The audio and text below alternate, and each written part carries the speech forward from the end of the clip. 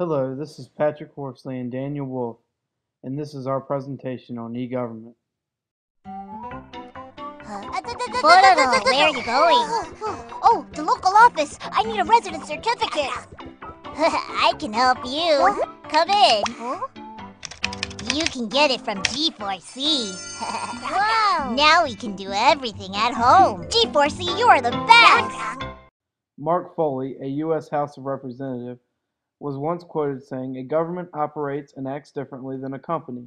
So all we want to do is get some transparency here and then determine if the deal should go forward." The following clip shows how the government should grant transparency through the use of technology.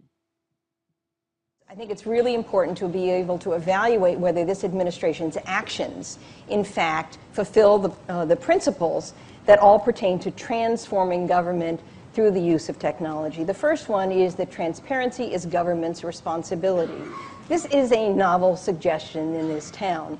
While I think the administration understands and really gets technology, most people in Washington, most officials in Washington, really follow the adage of what my colleague Andrew Richet once said, which is they don't know the difference between a server and a waiter.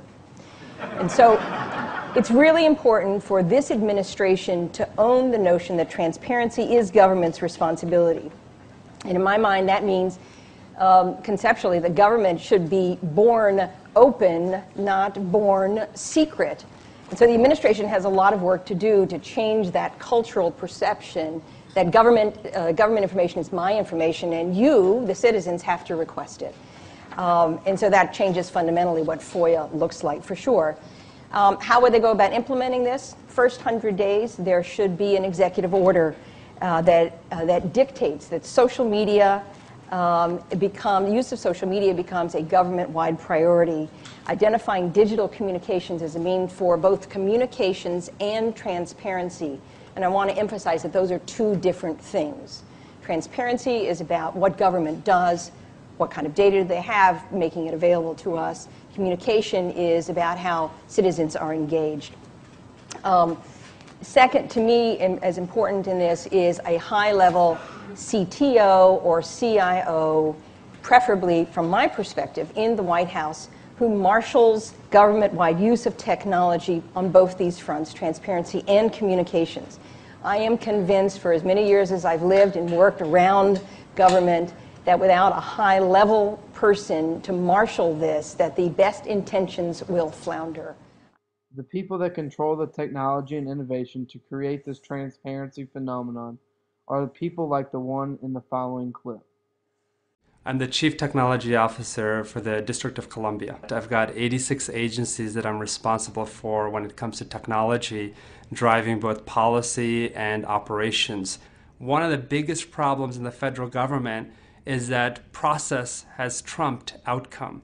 And the biggest reason for that is everybody's focused on compliance. Nobody is thinking about innovation and how to drive change within the government. The next clip shows how the National Information Center is set up to optimize efficiency for the government. NIC created eGovIsland in order to help keep government at the forefront of technology and in pace with the next generation of businesses and citizens they serve. eGovIsland is split into 3 areas: the Hall of States, showcasing services and providing information on all 50 states; the Innovate Building, which houses the latest in virtual technology; and NIC's virtual corporate headquarters that is modeled after our actual corporate office in Kansas.